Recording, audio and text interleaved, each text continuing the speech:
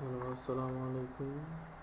আজ আপনাদের দেখাবো কিভাবে মাইক্রোসফট ওয়ার্ডে আমরা একটি পেজ বর্ডার তৈরি করতে পারি। তো প্রথমে আমাদের যেতে হবে ফরম্যাট নামক বাটনে, তারপর বর্ডারস অ্যান্ড শেডিং সিলেক্ট করতে হবে। তারপর এখান থেকে বর্ডার এবং পেজ বর্ডার দুইটা অপশন আছে।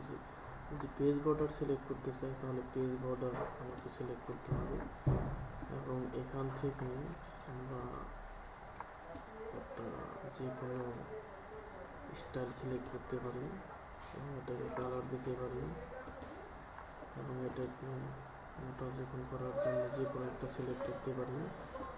এবং এগুলি যদি আমাদের পছন্দ না হয় তাহলে আমরা কিছু নতুন বর্ডার আমরা প্লাগইন হিসেবে আনতে পারি। দেখি আমাদের সেই বর্ডারগুলি আসছে। এখান থেকে আপনারা নির্দিষ্ট যে কোনো একটা